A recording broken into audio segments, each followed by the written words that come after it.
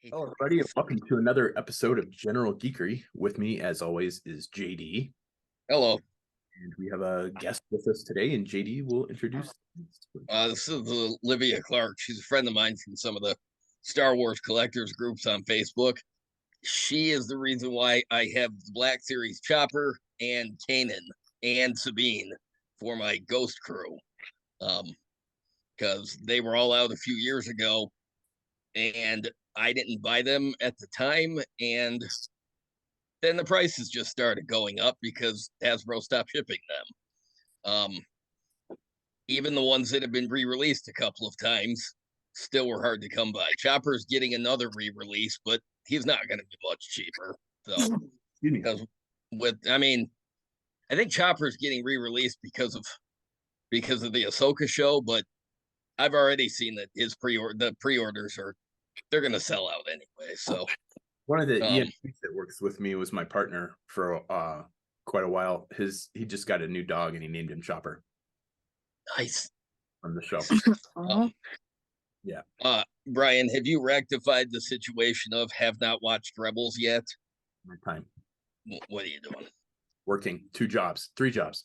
Well, sure, that's all well and good, but you have moments to breathe. So I feel like those are moments to watch Rebels at the same time. Unfortunately, not. Um, Fortunately, which means I haven't started watching Ahsoka either, because I really kind of want to see some Rebels to get some backstory for Ahsoka. that is probably a good idea because I have seen Facebook posts from people that did not watch Rebels and they have started watching Ahsoka, and some of them are fine without knowing all the characters, and some of them are. I've seen I've seen posts that express frustration, and well, it's one of those things where it's it might not be required, but it's really a good idea. Kind of like it's not required viewing to see episodes 1 and 2 before you watch Revenge of the Sith, but it's probably a good idea. Um, It's probably going to be at least next month before I can get it into anything that's even remotely related to watching as I TV. say, well, you are pretty busy, so um, how's the job transition going? Good, Good so far. Tomorrow is my first field internship day, like straight up field internship day. So nice. Olivia, what do you do? Like what? Yeah, I mostly take care of my brother and like other stuff, like do errands for people that can't really do stuff. Like a caretaker, basically. um, I work at a desk job and I look busy. Although I work from home, so I'm not even good at looking busy anymore. But um, but yeah, we're we're gonna have a Star Wars focused episode because it's been a while since we did that, and Olivia is a big nerd like we are over Star Wars, and specifically clone troopers. And Brian and I have been clone fanatics for oh yeah, since they start decades. Um, out. when it comes to Star Wars, I love Jedi, I love Sith, I love the smugglers and the underworld stuff, but my real sympathy lies with the clone troopers and the prequel era. So, I mean, I grew up on the original trilogy, and it's still one of my you know nostalgic favorites. But I really like the prequels and the Clone Wars and all that. So, um, yes. So I don't know, Brian. You have watched all of the Clone Wars, though, right? Uh Most of it. I don't think I got through the last season. I was Um, on one of my deployments, and so I never really finished it. Have you watched The um, Bad Batch? I've watched pretty much most of the first season of that. well, as long as you know who the Bad Batch is, Yes. Yeah. because they are, The yeah, best. that's a crew of characters that really have my sympathies. And I finally have the last two Bad Batch Black Series figures I needed coming in the mail. Um, I'm Nice. getting I'm getting Hunter and Crosshair. I actually got them for a deal instead of having to sell internal organs to afford them. That's one I wish they'd, as much as I don't like the box sets, I wish they'd done a full set of vintage style of the vintage collection figures. So you get them all in one time. Don't have to hunt them down because some of them are in sets, some of them are single carded. It annoys me as a I like. really think it's only a matter of time because the third season of the Bad Batch is going to be the final season, and I can very much see Hasbro doing all of the Bad Batch in one box in time for or after it's over, because all they have to do is repack the ones they've made. And Hasbro never misses a chance to repackage something. So because right now I'm waiting for that Death Trooper 4-pack to go on.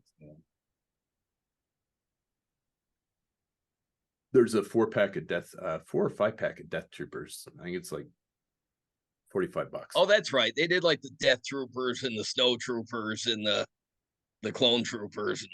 And, I think a Rebel Pilot set too.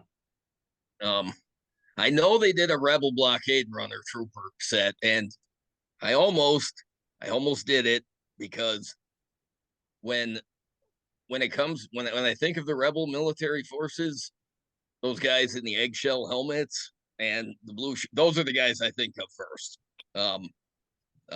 I actually have 2 vintage style ones that I bought from Pro Custom Figures online, because I mean they're fan design factory made customs, and they made Rebel Fleet Troopers, and Kenner never did. I don't know why Kenner never did, but I feel like those Rebel Troopers were one of the biggest omissions from the vintage toy line.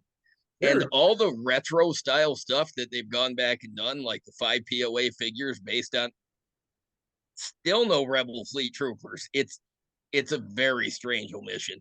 They even went back something like that. I think we should do an episode sometime on like the original Kenner series on like just like glaring omissions from the toy line. I think that would be. Oh, we could, because they finally went back and rectified leaving Grand Moff Tarkin out of it, but there's still a bunch of characters that they haven't done yet. So, not to mention the main characters that were done then, but could probably use newer versions.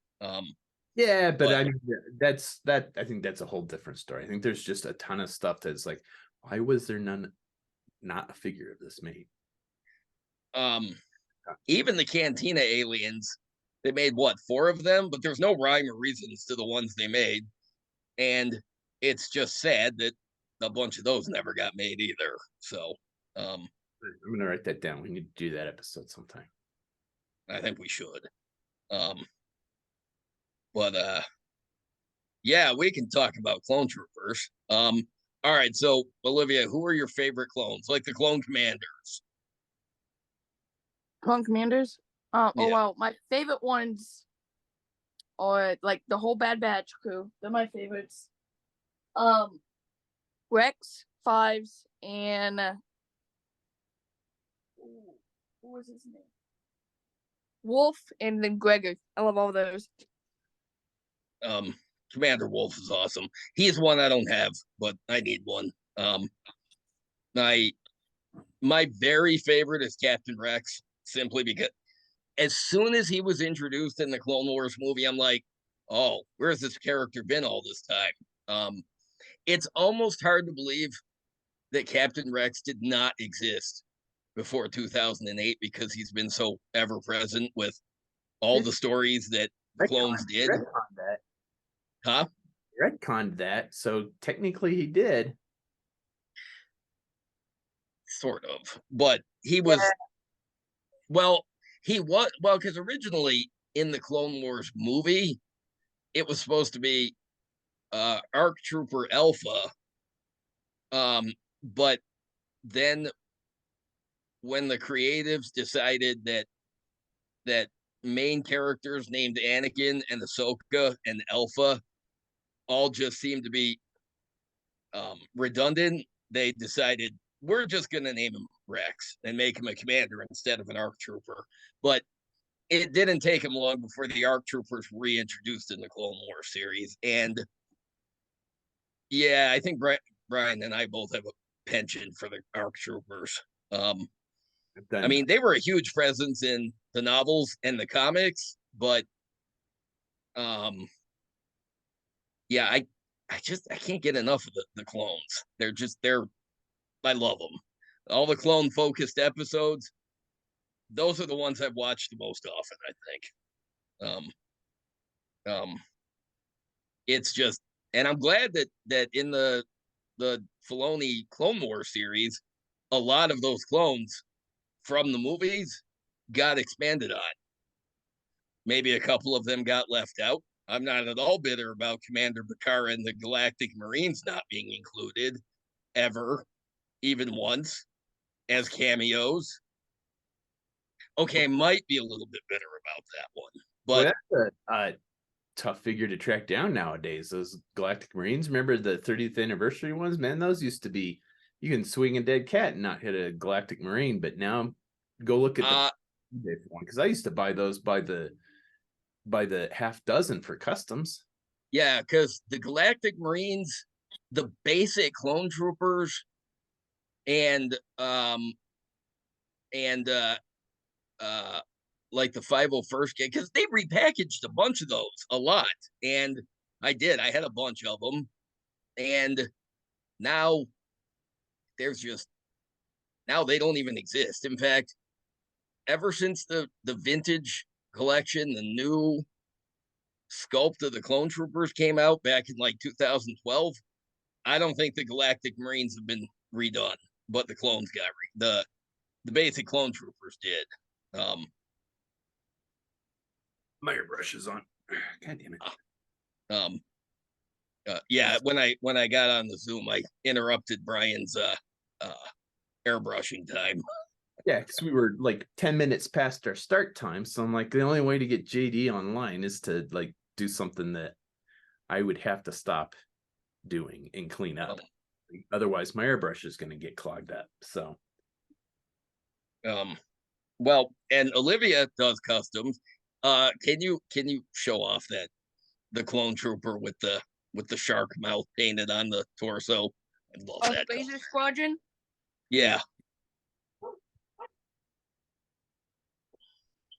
nice. That is fantastic. So, what gave you the idea to translate the nose art from the clone gunship in the micro series to the figure? Because I had never considered that until I saw your custom, and then I thought, how come I haven't seen that more often? There's a vintage with that nose art. Yeah, but did they ever translate it to a figure? No, which is pretty cool. Yeah, I was just scrolling and I saw a picture of some of the Razor Squadron clones. Then I reused I already had them customized into a different clone, but I stripped the paint off and just repainted them into that. And I think it came out cool. Yeah, I think it came out awesome. I imagine that took a lot of patience though, because on the helmet, especially with the little yellow teeth. Look, I have patience for painting, but there are some details that it makes me want to hit my head on the wall. I wouldn't have. Yeah, if I was going to do that, I'd have done a water slide decal, so I wouldn't have even tried. Yeah, it took a while. Well, it was well worth it. And how many of those clones? Well, how many of those clones back there originally did not have the clone head sculpts underneath? Because you have them all unmasked with the Jango Fett faces, and I don't think most of those came with the Jango Fett head. How many did you have to put the human head underneath? I custom about 3 or 4 of them up front, but most of them some of them came with heads already. But about 4, I'd say 4 or 5 I customized. And I want to make another Razor Squadron, but I can't because the body I used for that one was an Red Box Rex. so it's Oh, expensive. I have about had about like 10 of him because they showed up at Five Below like for $5. So I just thought about customizing one, but now he's so expensive. I don't want to ruin my dress. isn't Yeah. that funny how things, when it's initially released, you can eventually find them at discount stores, but once they dry up, it's that's it. Yeah, Like that's it. 30th And then they anniversary. skyrocket. They well, With that Galactic Marines running, just out of curiosity. Now that we're talking, yeah, Brian, do you remember around 2011, 2012 when they kept re-releasing those basic clone troopers, and there was a basic Anakin and a basic Obi-Wan, and collectors were complaining, how many more times do they have to repackage these, and we're never going to get rid of them all. And yeah, good luck finding any of those now. Um yeah, the number of figures that seem like they won't ever go away and then they never come back again once they disappear in the collections is a little bit amazing. they're a little cheaper. The Galactic Marines aren't too bad right now on eBay. They were super expensive recently. You can get a loose one for about $18. That's not bad. That's No, not bad. Oh, well, I Which do one does know that that look like? I'd seen them up as high as like 30 or 40 a piece. Like, Olivia, what'd you say? I said which one is that? it's The the green one. the Galactic Marine is the essentially the original, like what the snow trooper eventually became. Oh, yep. I forgot it for a Um, second, but yeah. But the I boots love fantastic for customs. So I I bought love the I love the look of that trooper. Like I like the way they specifically modeled it to be an earlier version of what the Imperial snow troopers would later wear. But I mean they had the colored armor, which was that was cool and that was unique. But yeah, unfortunately, uh, I think I think their exclusion from the Clone Wars series and the gradual reset that they've done with the clones focusing more on specific units. Unfortunately, I think they've sort of fallen by the wayside. But I don't think I have one of those in my collection. I think I've customized all of the ones I have. I don't think I have a loose one in my collection. that would not surprise me. You have done a lot of customs over the years. Um, I don't think I've. Okay, I gotta look sometime. um, I hope we get a Black Series version of that at some point, and their commander, Bakara. I love that character. There was a Black Series Galactic Trooper, Galactic Marine. I don't think so. There is. Um, there are a couple of snow troopers, and I have considered buying one of those and reworking it so it looked like a Galactic Marine, but I don't know if I could do it justice. I don't know if I could capture it properly.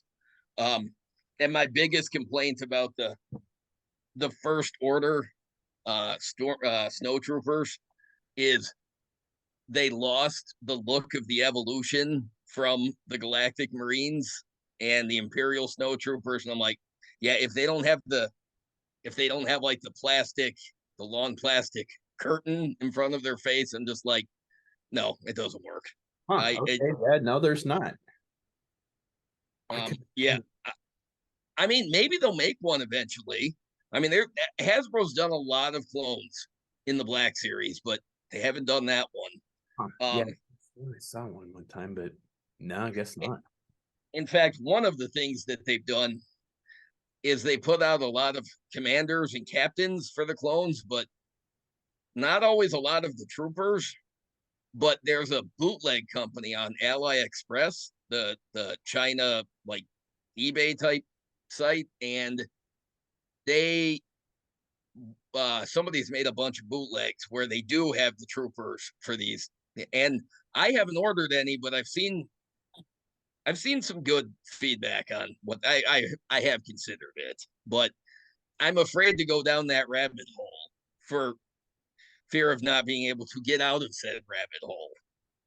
Understand. There's two of them I want to order. Yeah, what is it? The wax and boil. ones, the bootleg ones. Um, I can't believe that Hasbro hasn't done Waxer and Boyle because they are they're incredibly important clones in the Ryloth story. Um, and I can't believe that it took a bootleg company to make Waxer and Boyle. I'm like, that's tragic. I don't understand. They're easy repaints, Hasbro. They're all about easy repaints. So why have they not easy repainted the 212 clones? I mean, it might take some new tooling, but the bootleg company did it. Damn it. Yeah, that is definitely one of the things that really surprises me, that they don't do stuff like that. And man, I would sure love a new vintage collection Republic Commando buck. Yeah, because they did the Republic Commando in the Black Series, but they only did Delta Squad. And I think they've done a plain white one. Am I right about that? I think they've done a plain white. Yeah, they did. Okay. But they haven't done Omega Squad, which again, easy repaints. Repaint them black with the stealth Katarn armor. But yeah, they never did go back and do those in the vintage collection, did they? Nope. Because they did those box sets, and I think that was it. There was a comic pack one that was really nicely articulated. Well, it wasn't too bad. It was better articulated than the Delta and Omega Squad set. Yeah, because if I'm not mistaken, I think they didn't have knee articulation, right? It was knee or ankle. I don't remember one, but there was like glaring omission in one. The Delta Squad ones, they didn't have knee articulation or ankle articulation. But yeah, they had static legs, but superposable arms and shoulders. It was a very strange contradiction. I have 3 of those. I don't know whatever happened to Fixer, but I still have Boss, Scorch, and Sev. I don't know where Fixer went to, but yeah, I set them up last year, and I'm like, boy, you really can't do much without knee articulation, Hasbro. Should go back and redo those. Oh, nope, still waiting. I have 2 sets of the Delta Squad vintage collection, but only one from Omega Squad because I customized all the rest of them. Brian and I both have the problem of sometimes we buy it for the collection, but it gets customized. Or customizing expensive collectible figures. That is one of the things that I have. You definitely have that. You definitely have the balls for that. Do you specifically buy stuff for the collection, Olivia, or do you buy it to customize? Because sometimes I buy stuff just to customize it. No, I just usually buy stuff, then I decide of a custom, then I just use one of my figures already in my collection. I usually don't buy to just customize now. More often than not, I'll customize something and I'll say, you know what, I'll go back and buy a replacement for it. You know, I've done that. It's really often that I don't actually get around to buying the replacement, but maybe someday. Maybe someday. But probably. So, who are your favorite clone units? This is a question for both of you.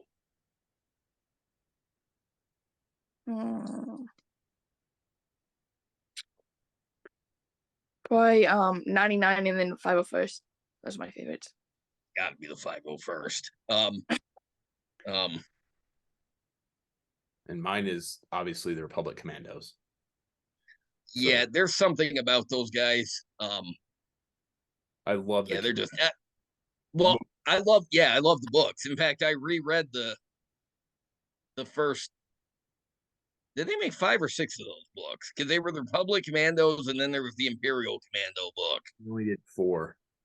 Okay, so I reread the 4 Republic Commando books. 3. I think they did last year books and then 1 Imperial Commando, and that's when she knew she was gonna get wedged out, and she wrote that as kind of like she was kind of bitter about that. So it wasn't very good. I know one of her problems was she didn't like the way Mandalore was portrayed in the Clone Wars series. Well, and she knew she was getting she knew that the retcon was coming and they were gonna dump all the stuff that she had done. So I mean she was pretty upset by that. Which I would be I too. mean, I get it, but at the same time, I feel like when these authors write these books, I just feel like it should be with the understanding that it's gonna count, but it's not gonna count for everything. But I mean, and eventually they did get around to making Mandalore more like from the books, but yeah, the Imperial Commando books were awesome.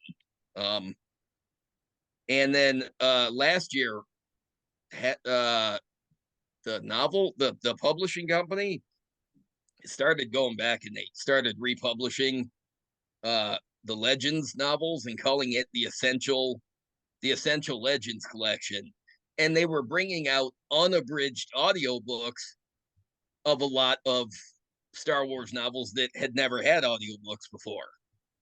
But then they stopped doing the unabridged audiobooks all of a sudden. And so, like right now, 2 of the 4 Republic Commando books have been republished under the Essential Legends collection, but they still don't have audiobooks. There's a big kerfuffle. There's a big pushback from the book collectors at rent on the publishing company for stopping doing the audiobooks. And I get it. I haven't complained, but I get it. It's annoying. I really did want audiobooks for the Republic Commando books. Yeah, I've been curious to hear those. So I think that'd have been pretty good.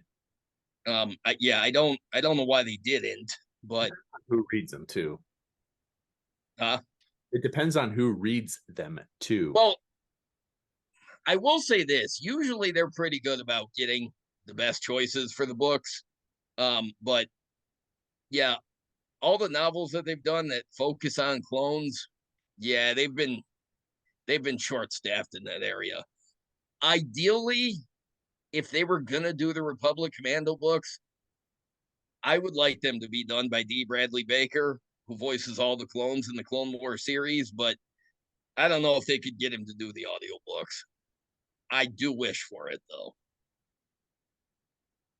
Yeah, it'd be an interesting choice. So what are your other favorite Star Wars things, Olivia? Like, are you a lifelong fan, or did you figure it out? Like, did you find it later? Oh no, I've been growing up with this. My dad's a collector too.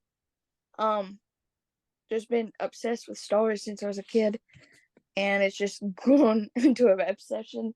And I love clones, Alien Clones, and all the prequels. They're my favorites. The Revenge of the Sith is my favorite movie. Just all those. For a second, let me see if I can flip this. Can you see part of my collection? Oh my god!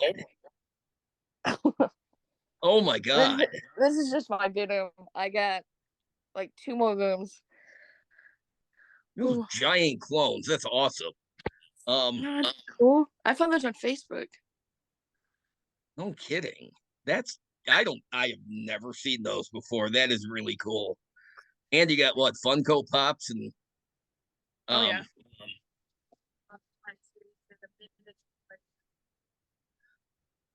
I am constantly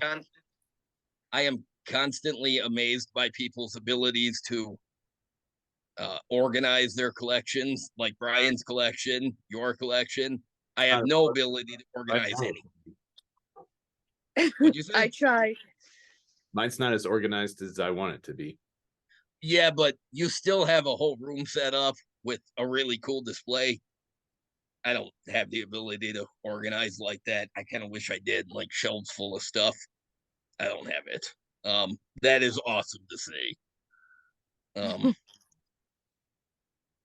Do y'all collect any of the vintage figures? Yeah, that's all I collect. I don't collect any of the 6-inch stuff. Like the old ones, the original ones? Oh, no. No.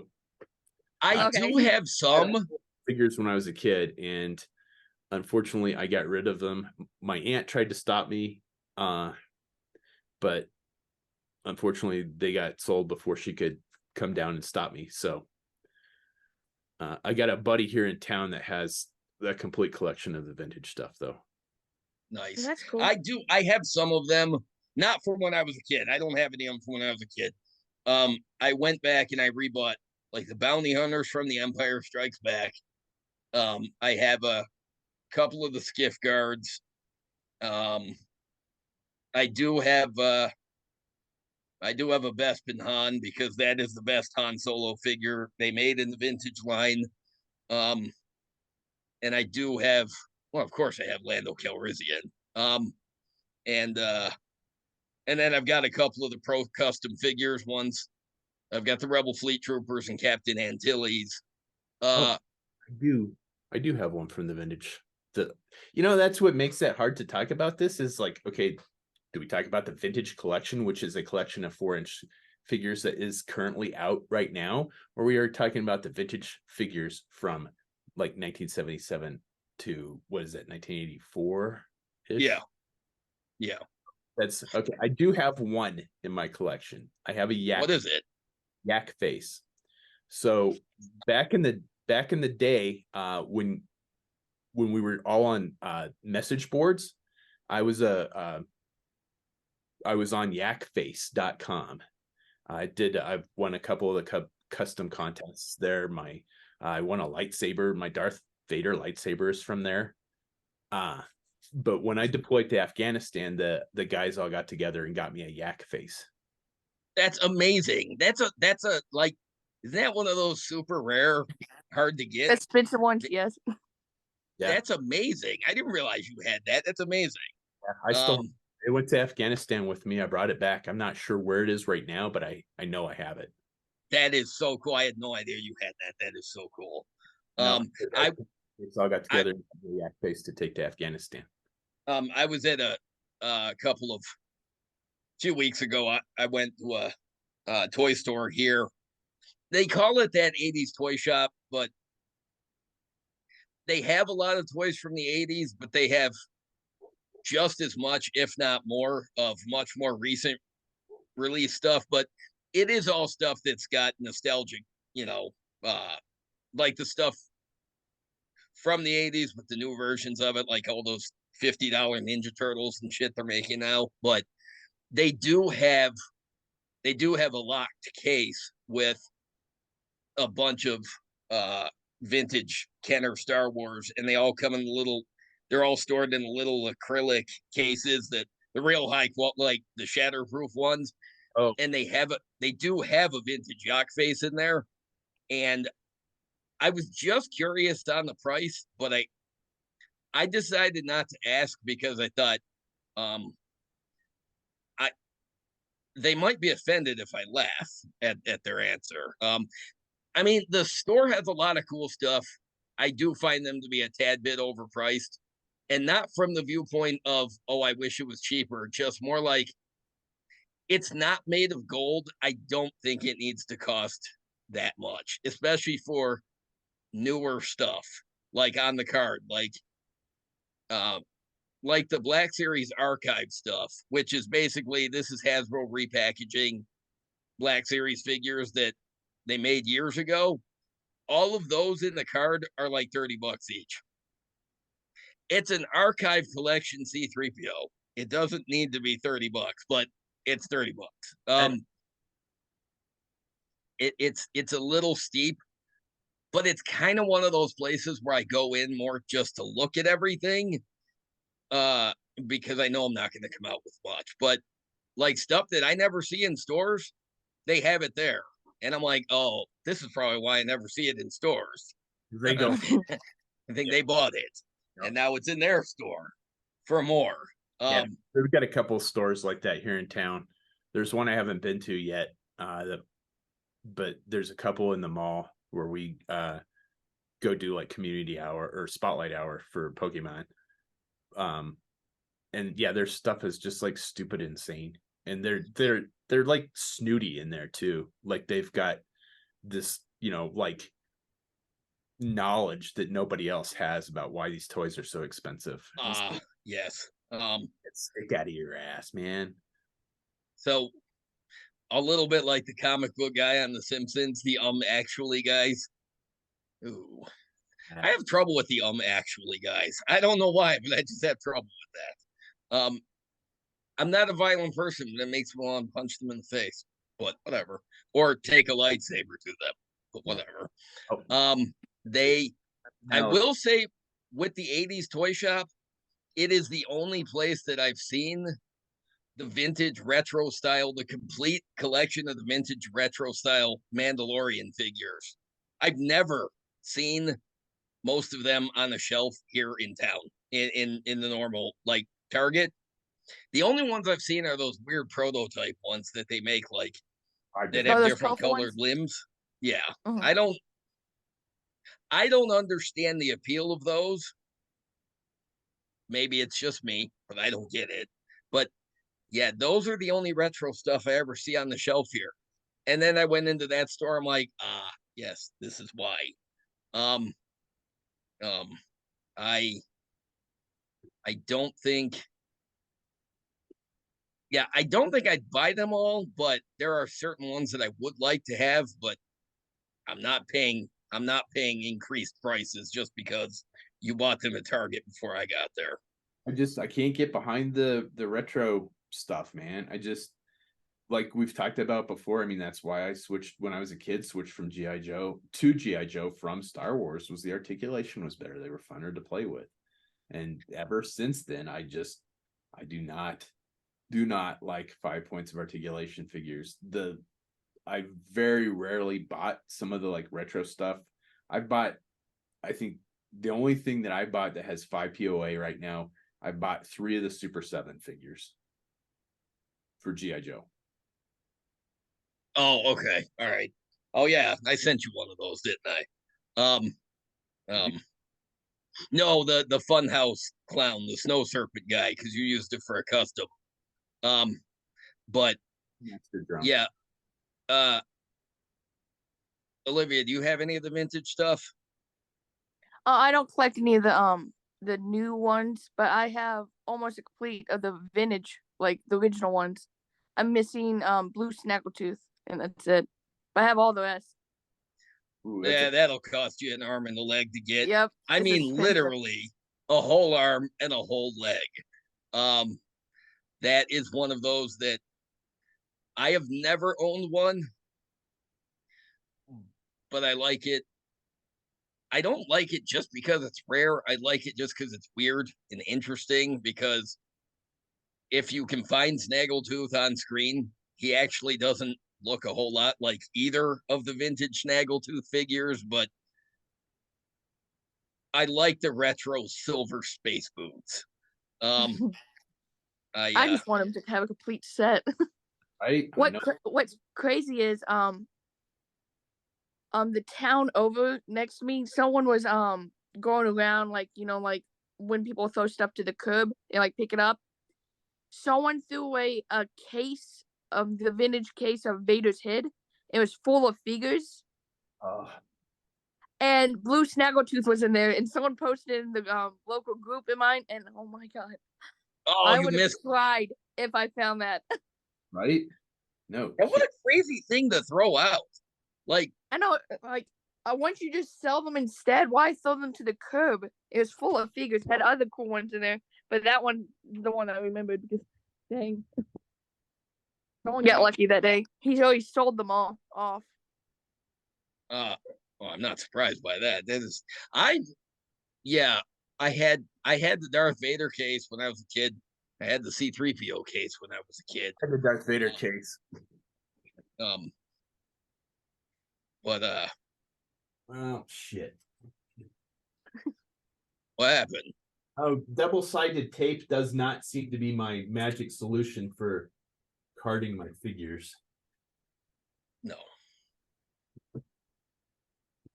Oh, lame. Wait, the super glue wasn't working, so now you don't.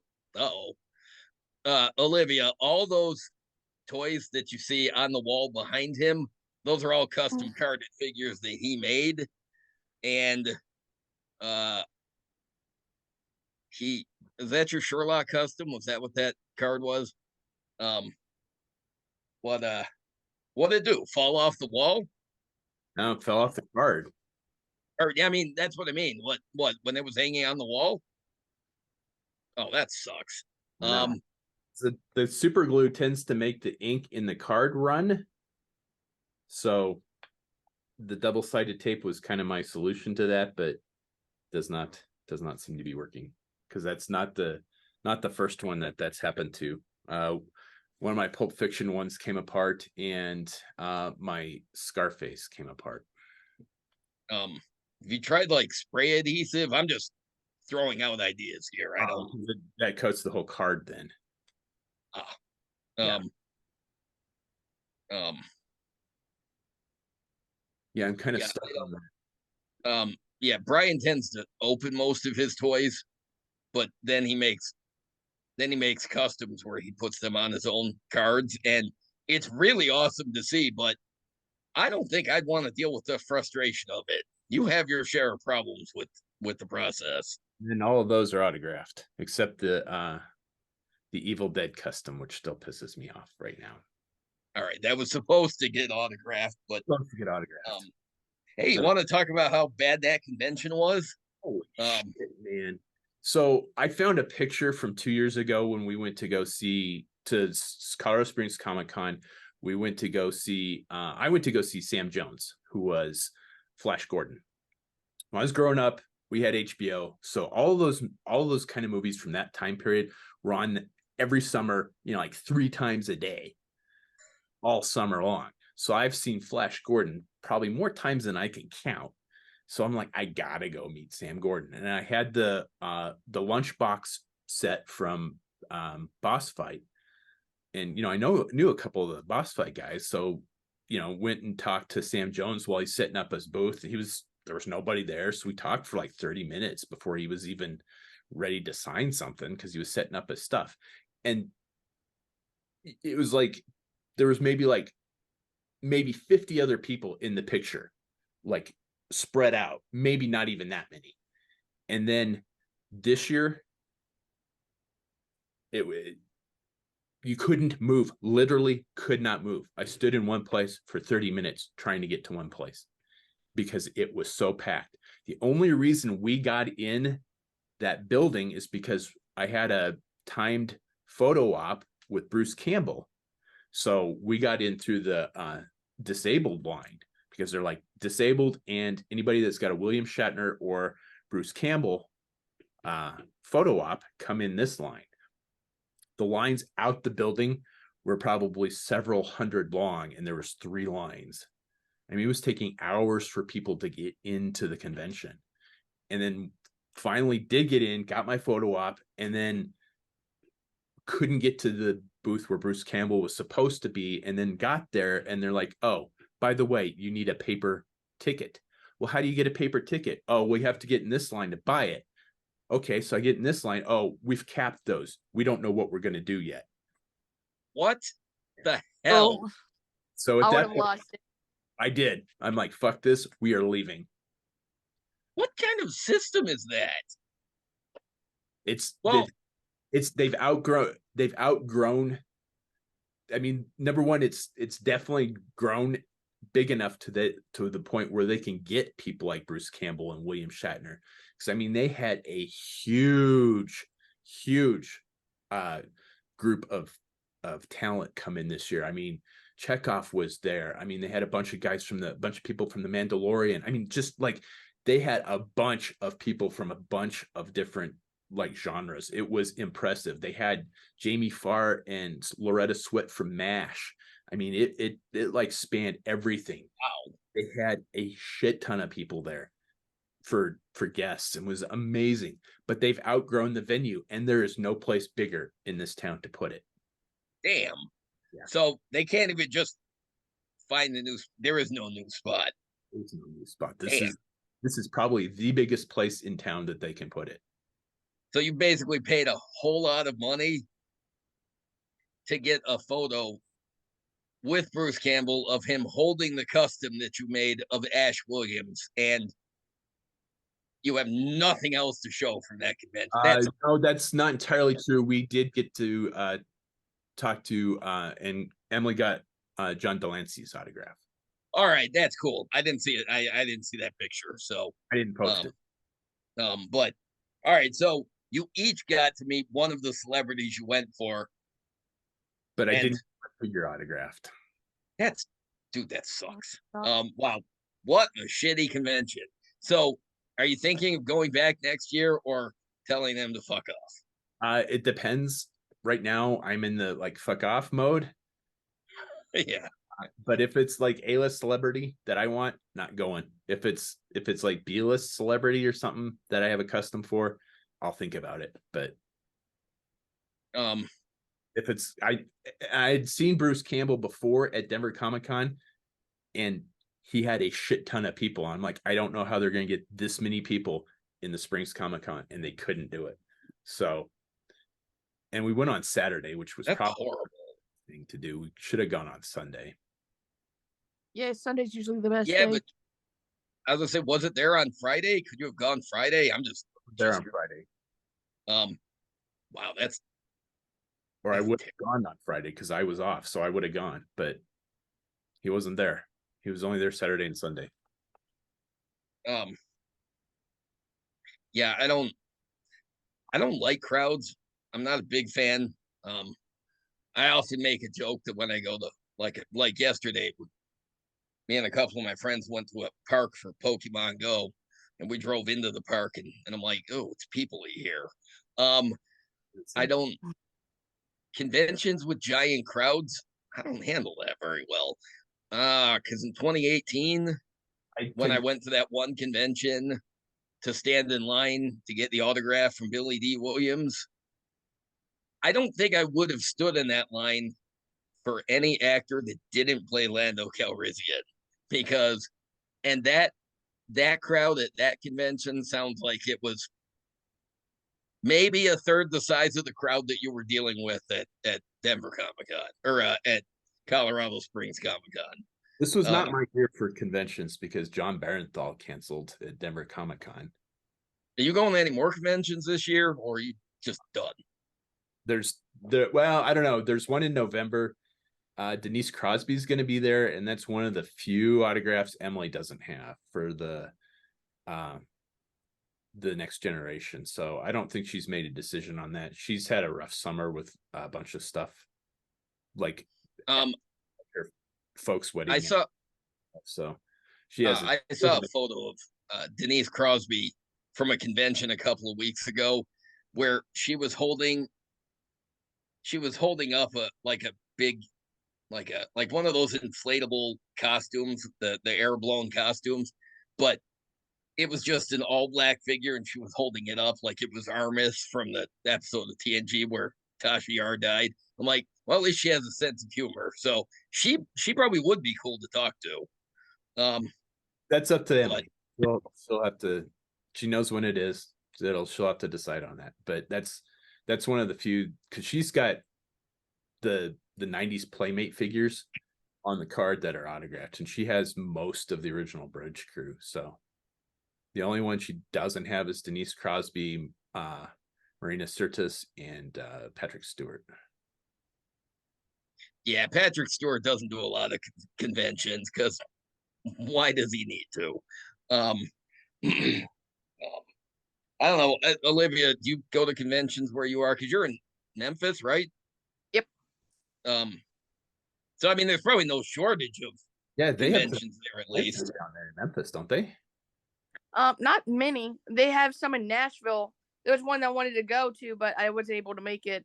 It was the whole Ghost crew from Rebels. Wow. All of them were there. Yeah, I wish I could have gone. Could have got all those autographs. But not really. There's usually in Memphis like anime conventions, like the voice actors for those, but nothing like Star Wars related now.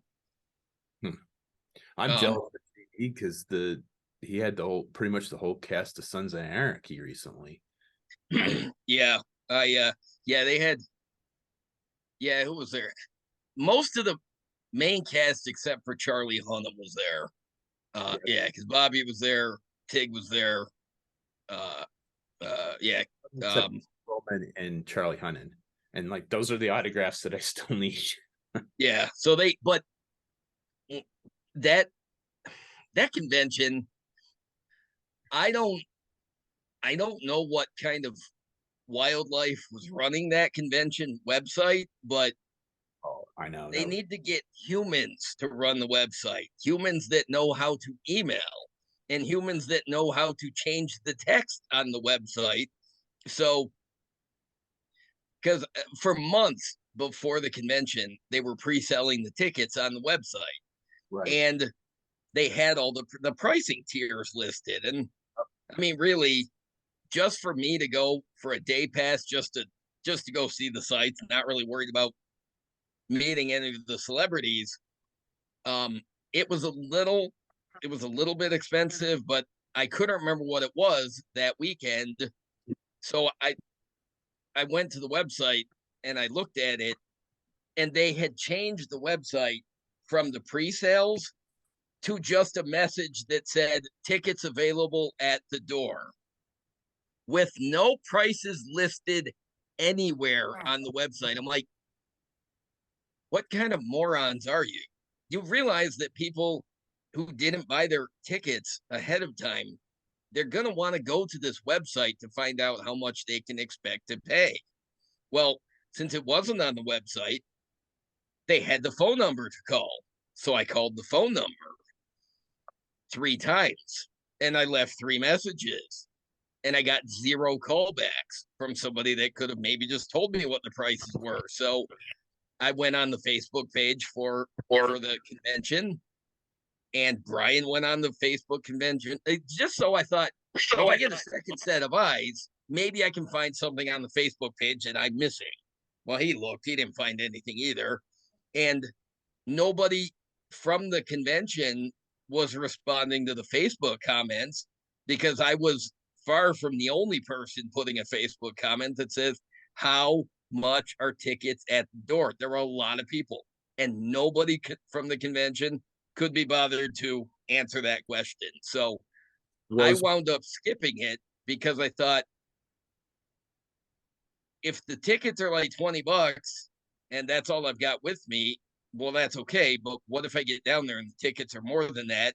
Because chances are buying them at the door is probably more expensive than pre-sales. But so I didn't end up going because I'm like, I literally cannot get any information on what to expect when I go. So, I mean, that convention afterwards had a lot of good feedback, but I'm just going to have to. Anyways, there was a lot of good feedback for the Colorado Springs convention this year. I'm like, are you shitting me? It was a bad dumpster fire.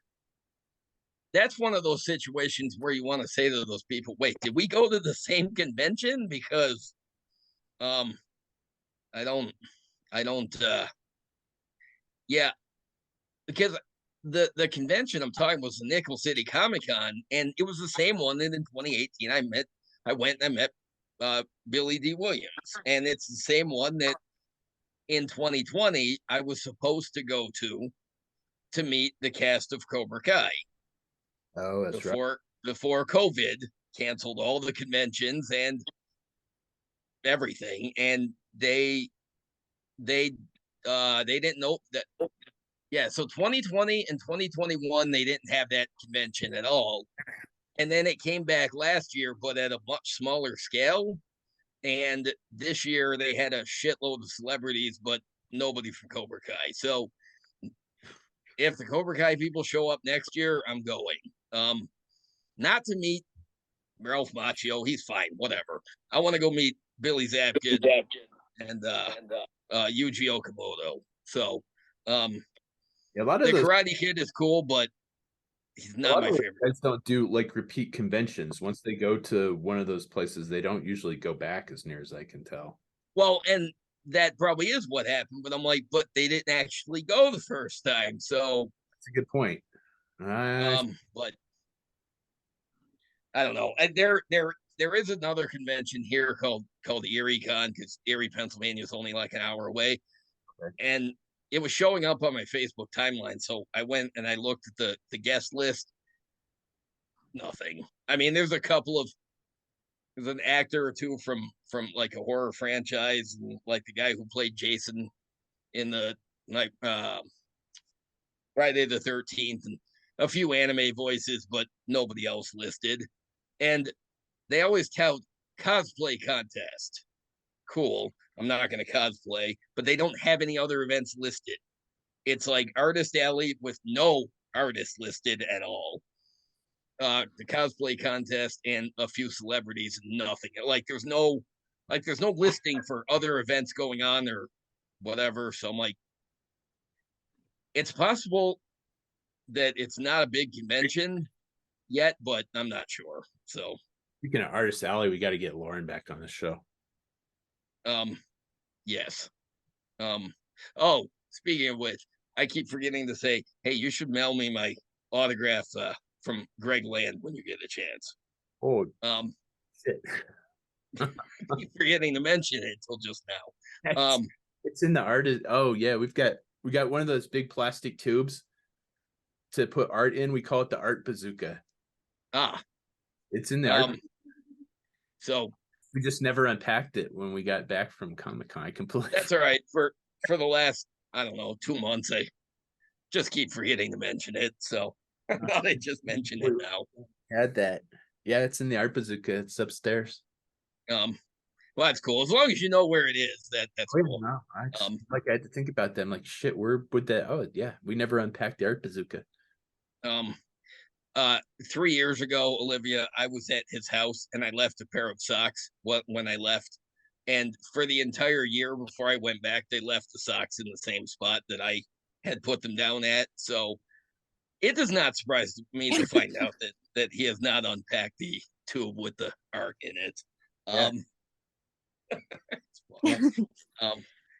What art is it? Let me get it. One second. It's the artist Greg Land. It's a print of a X-Force character called Domino. She's one of my favorite characters. And when I was looking at the Denver Comic-Con website when he told me that he was there, just to see who was at Artist Alley, just to see if he could get an autograph. And Greg Land was there, and I like his art. There's a lot of controversy with him, but I don't care. I like his art. So yeah, Brian got it. Yeah, he got a print, and I think he got it autograph. Ooh, look at that. The art bazooka. That's funny. Got a strap and everything. That's funny. Yeah. What else is in there besides you have other prints in there? So we've got a like coffee table book that we put our convention art in.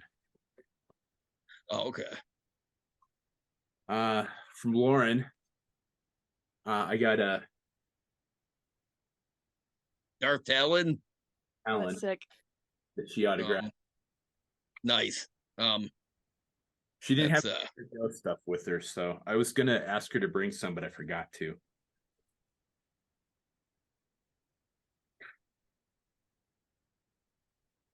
But she was super excited to see the custom that I did. I would imagine that's pretty cool. Since John Barenthal wasn't there, I got this piece. Sweet. Yeah. I mean, maybe since he had to cancel, maybe he'll show up again someday. Maybe he'll have a chance later. I'm hoping that. So if he comes to Colorado Springs Comic-Con, I probably will go. I mean, he's been here once already, but if he comes again, I will probably go just because I've done the figure and I've got the whole video saved. Yeah. There's your Greg Land piece. Oh, sweet. Yeah, it's been so long I forgot exactly what it looked like, so that's cool. That one's yours. I got to figure out a way to mail it to you though. I don't know how I mailed that Jim Steranko piece to you. You put it in a tube. Yeah. Which the Jim Steranko, it's out in the garage. It needs a new frame. What is that? Ooh, cool. Oh, that's cool. Yeah. And this next piece is my favorite piece that I got this year at Denver. I want to do a custom of this, but I haven't been able to. I haven't been able to figure out parts for it. Oh, wow. Oh, that's awesome. Yeah, isn't that cool? Oh wow. I've got a boss fight skeleton that I've set aside to use for the head, but I don't know what to use for the legs. Use like the upper half of the skeleton, but I want to use like legs, and I don't know what to kind of stuck on it.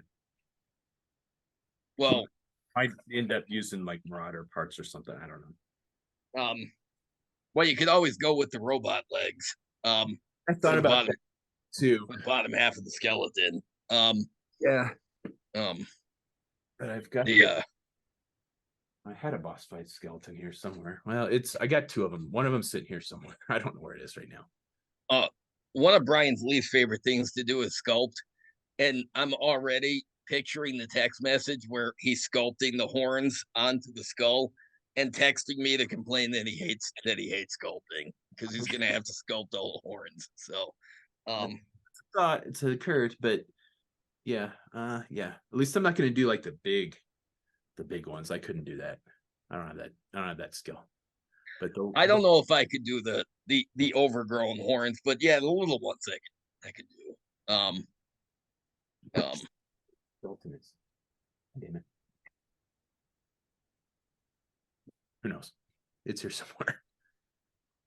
It's always there somewhere. You'll find it. Yeah, because gotta show up eventually, right? Yeah. Right. I've gone through all my like loose Star Wars fodder, and I mean, this is like, all the Darth Maul ones are just shitty T-crotch figures. Oh yeah, you need a super articulated one, definitely. Yeah. So I might use like a Marauder. Crap. Have you seen the Maul, the vintage card Maul of the Clone Wars one? How about him? I don't know if I have or not. Wait, hold a sec. I got it in my head. Yeah, here it is. There's so I'm gonna use like the.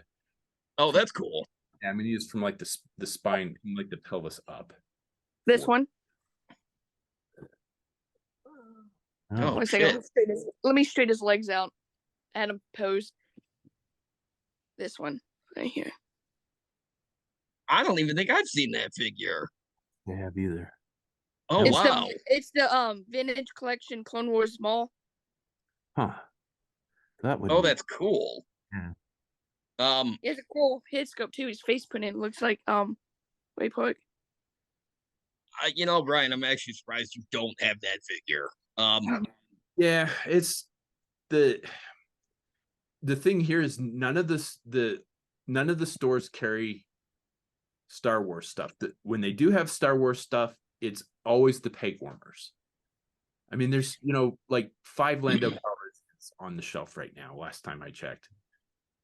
Yeah, it's overpaying through Big Bad Toy Store, or it's Amazon, and Amazon's cards always come damaged.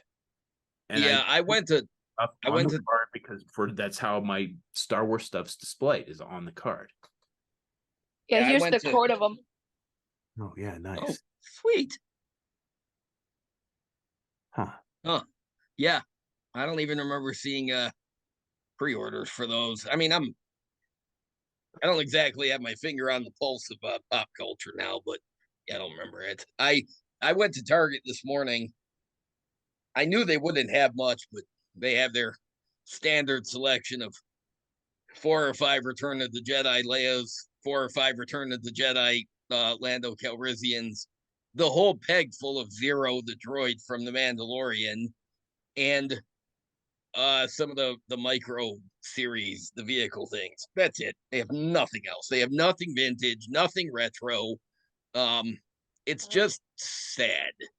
It looks like maybe they just didn't bother to stock since January. When those were released. We were talking about that a couple of days ago, how neither one of us really, how I don't go toy hunting anymore because you just can't find anything. No, most of what I buy, I pre-order it and I get it because I'm not gonna find it. Yes, because of scalpers and stuff, they buy it up just to resell it. Yeah, most of the time.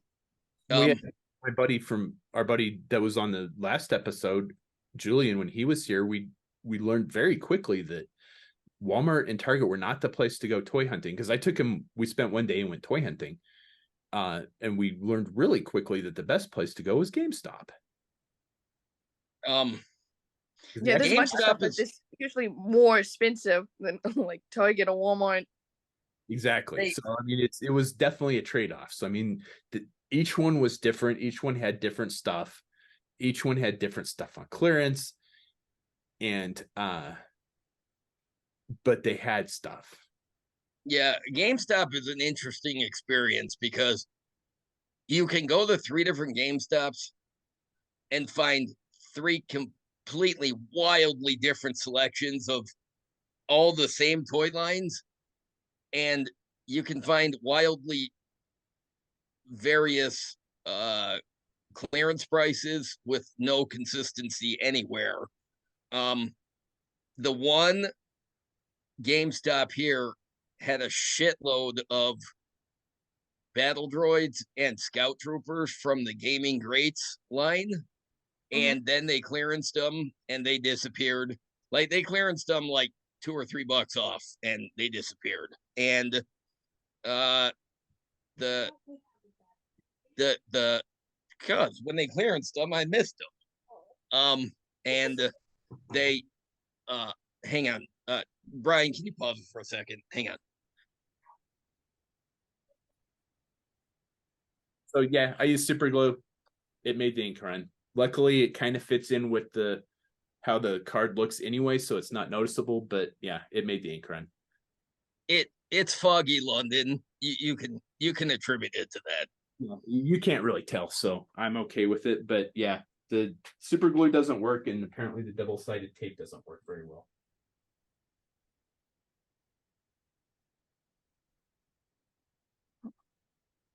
I have no solution ideas for Have that. you tried rubber what is that called? Rubber cement?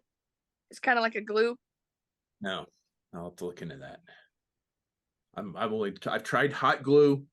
That doesn't work because it gets too stringy and it just makes a huge mess. I've seen people that do like magnets, like like rare earth magnets, so they can take it off, but I've got too many to do that. And I hang them on the wall, so you put a magnet front and back, so it doesn't really work. Yeah, I don't. Hang on, I'm trying to, because you and I have both used rare earth magnets in our customs, but I'm trying to picture what that would be like on the card. Like, wouldn't that be? They put them at 4 corners, I think, at each of the corners, I think. So you put one on the front, one on the back. Interesting. Yeah, I could see where you're coming from, though. Hot glue is a neat idea, but it does make a mess. That was one of the first things I tried was hot glue, and then yeah, the super glue makes the ink run. So, that's weird because when you first started doing that, you didn't have that kind of problem, but it's like the super glue you were using. Maybe they changed the formula in it, and no, now it's same stuff, same glue. that's weird. I'm wondering if it's printer ink because I haven't professionally printed, so I'm wondering if they're using something different for printer ink.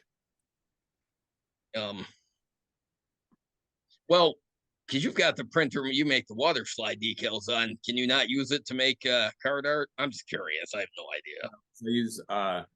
I use a very heavy stock paper. It's the heaviest stock paper that they can run through an industrial printer. Oh yeah, you can't do that at home. So a shitty. I'd be going through cartridges left and right. I don't know if I could buy a printer that would run the paper that I use. So if I could, I couldn't afford to keep cartridges in it. I mean, like right now, I've got like half a dozen cards that need to go to the printer. Well, if you wanted to only charge me like that's less than it's like $1.20 for one card. I mean, it's super. Oh, that's not bad. No, it's if you wanted to use like if you wanted the cards to resemble like the retro GI Joe cards from Walmart, you could probably do that from home. You look at it wrong and it bends. Yeah, I want my stuff to look like shit on the card. Um, and, it looked like you bought it at Walmart then. I already have that problem because I got a bad batch of backing boards, and they're all bowed. So I mean, like you can't see it too well here. Sergeant Slaughter is bowed out. A couple of my James Bond ones are bowed out, and I think some of it's the humidity too, because it's been really humid this year. And that was part of the problems with the ones where the blister came off already, like the Scarface, one of the Pulp Fiction ones, is the card bowed. I had to throw away a whole bunch of stuff because Oh, that's annoying. cards were bowed. The problems of being an artist. It's that's all right. The other day I opened up a bottle of paint, perfect color paint for the project. It was all liquidy and it wouldn't mix anymore. I'm like, it's not old paint. What the hell? But yeah, yeah. No, I tried that. I have one of those. I tried that. Yeah, but the gunk at the bottom was too thick, and it wouldn't. I'm like, son of a bitch. So, and then I forgot to go online to see if I could buy a new bottle of it. Oh well, I'll get there. I'll remember eventually. What color? Just out of curiosity. It was a perfect gray. It was a perfect match. Um, for what I was using it, but yeah, I don't. I mean, I tried. I was able to put a base coat with the liquid stuff, but I'm like, I can't. I'm like, it's gonna take 14 layers of paint for me to achieve what it will not mix. So I Which paint is it? uh Like the brand? it's My Games question. Workshop.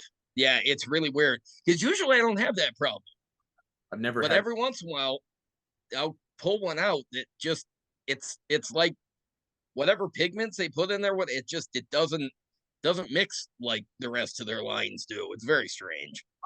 Um, and it's not one of those like technical paints because I looked at that too just to make sure that wasn't the problem, but no. Yeah. So The problem that I've been having with the Game Workshop stuff recently is when you get to the bottom of the washes, they're not any good. If it's like just a quarter of that bottle left, it's not any good anymore. I had one of those bottles spill, and all that was left was the unusable shit at the bottom. I'm like, son of a bitch. Yeah, I knocked it over. I'm like, well, that was dumb. This is why I tell my children, pay attention to what you're doing, because that's me also telling myself that, and I suck at it. So hopefully the kids can use the advice. I spilled some of I was doing washes on jeans for one of my Sons of Anarchy figures, and I spilled its contrast. So it's that dark blue. I water it down and use it as a wash. I spilled it on my shirt. So like later that night, I upstairs and I had my shirt off, and Emily's like, "What the fuck happened to you?" Because it was just like this blue bruise down my side. No, it's just paint. Oh, that's funny. You were stupid. I'm like, yeah, oh, that's funny. I don't. Yeah, okay. Yeah, I could see where that would be a problem. Like, it stained your skin. That's pretty funny. Yeah, it went right through my shirt, which is it must not have been this shirt because you can't see it anymore. This is my second grade painting smock right here. This is the shirt that I customize in because it's actually not too bad. There's only one paint stain on it. There you go. Paint stains right there. You can't see it, but it's red there. It's green there. It's a different shade of gray there. Yeah, this is my second. This is my this morning to the store. I had my the rainbow colored Arashikage shirt that I ordered from Eric Aranya's Etsy store, and as soon as I got home, though, I before I started painting, I took it off and changed into this one. So yeah, I don't want to be wrecking shirts that I ordered custom with paint. It wouldn't be the first time. I've learned that lesson. So running pants I'm wearing right now, there's 50 different colors of paint and a dozen holes from super glue and a couple of dabs of hot glue on it. I don't think I own any pants that don't have super glue on them somewhere. Or in my shorts too. Yeah, they all have. There's always spots of super glue. Oops. These things Um, hang off the railing at the top of the stairs now, and I switched into them before I customize. So good call. Is there So anything new you're Brian, working on? Working on right now, yes, I am trying to do a Predator boxed set. And here is my mud camo Dutch. Ooh, that's sick. That one's he's done. I just need to finish accessories.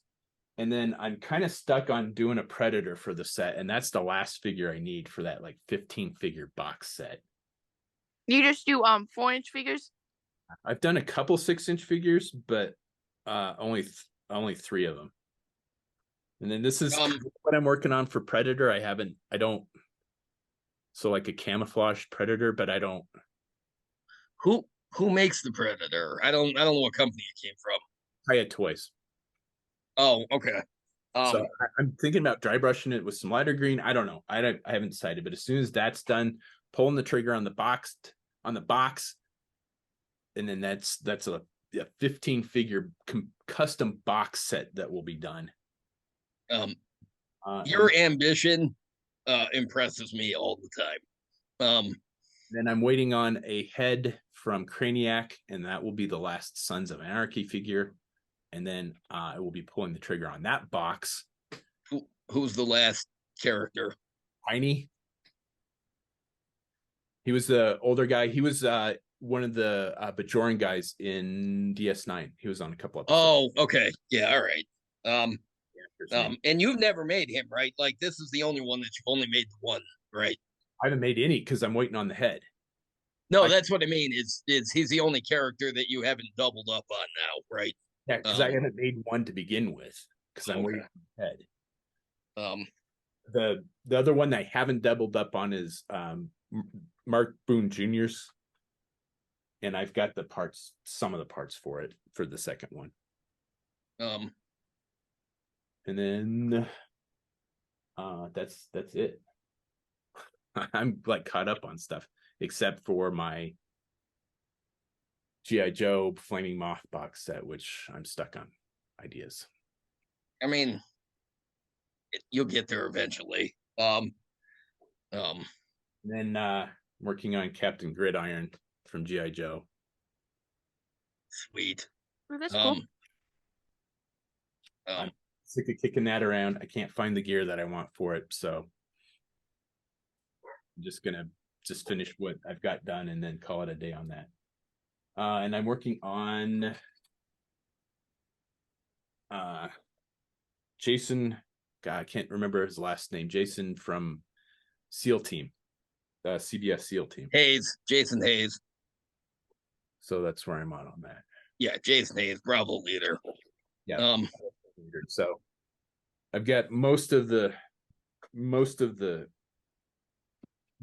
figure done. I just want to do some camo on that figure, and then he'll be done.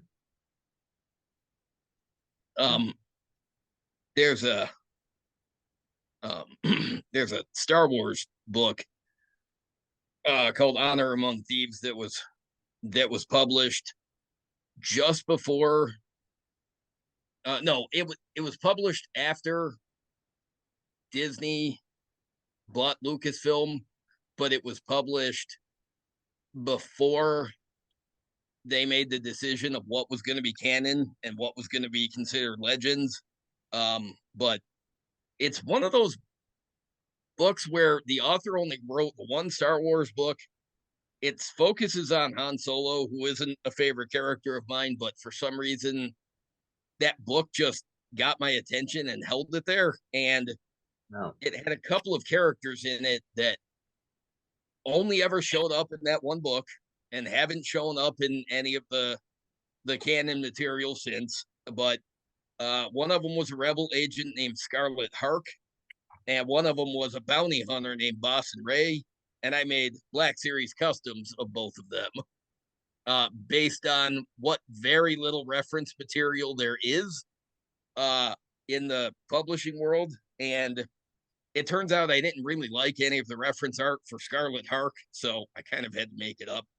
And he's a Mary Ellen, but he was much easier to do because I could buy that credit collection Grief Karga figure and not repaint the body and just repaint the face and say it's Boss and Ray. It's not a book anybody cares about but me, but I'm very proud of the customs that I've made from it. Those are pretty awesome. I it's kind of one of those where I've never even posted them because I put them in the cabinet and sort of forgot about them until just now. So, but yeah, I should One really for doing esoteric customs. JD is one for doing esoteric customs. I mean, I thought I was like, but no. Yeah, my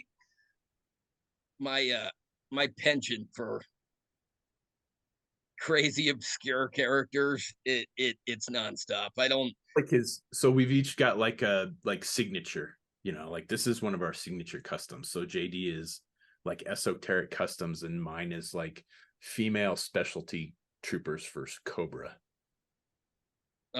I don't nary a toy line has come out that I don't gravitate towards like the B, C, and D list characters. I'll be right back. Yeah, why make a Luke Skywalker when I can make a smuggler or a rebel that was only in one novel ever? And I keep hoping that they'll be introduced to the canon at some point, but I can wait. I waited 20 years for a movie of the rebels stealing the plans for the Death Star because as many times as the expanded universe told the story of the rebels stealing the Death Star plans, Kyle Katarn, various video games, none of it was ever satisfying for me. But then Lucasfilm announced they were going to make Rogue One, and it was going to tell the story of rebels taking the plans for the Death Star. And I'm like, okay, I'm doing that. I love that movie. I love the story of it. And I laugh at characters like Kyle Katarn. I understand why he was popular then, but he didn't do much for me then. And instead I go for really esoteric, crazy characters. I forget the name of this what is it called? Guard, but I made this one recently. It's got his name though. It's a royal guard, but it's a certain type. Hyrcanos. Yeah, I was gonna say I don't remember the name. Or was it Carner Jax? I don't know. There were two of them, and he's badass looking. Nice. And then I made his cape. I sewed it together. That is one of the things that I wish I could do is do soft goods stuff. That is fantastic. Thank you. I almost bought that figure because it was cheap on Amazon, and then I didn't because it was pointed out that the character on the box had the wrong name, that it was based on one of them, but they gave it the other one's name. Really? And I'm like, well, that would bother me. I'm going to open it, so it doesn't really matter, but it bugged me so much that I'm like, nope, my OCD, it won't let me. At some point, I will go back and buy it, but now I'm just going to be sad that it doesn't have a cool cape like that. I can always. Yeah, because I will say this for the Black Series line, while I do think Hasbro's gotten better with the fabric, some of it, like the Blue Royal Guard they did for the Gaming Greats line, it's still that real thin sort of transparent material, and I'm like, it's ugly, it's awful. But I don't like the fabric to do. I was going to do Leonidas from King Leonidas from 300. I bought some really cool fabric. I'm like, how hard can it be to make a cape? Apparently it's very hard. I got real fucking pissed and stopped and just like, fuck this thing. I don't even know where the parts of the custom are anymore. But I the cloth for the cape somewhere, and I'm just like, fuck this, I hate it. Because I can't do the soft goods. Yeah, one of the things I discovered quickly, because it used to annoy me when I buy the vintage collection stuff and it would have a cape or whatever, but it always seemed to be like 2 times the size that it needed to be. And I'm like, oh, now I get it. Because at that scale, it's kind of hard to make it manageable without it either being too large or not detailed enough. But I guess it really does you gotta customize your own stuff, I guess, sometimes. I did one character with soft goods. It was Guri from Shadows of the Empire. And I had the only way to make the dress was to use fabric, and I used it, and I couldn't sew it, so I glued it. And look, it's a fine custom.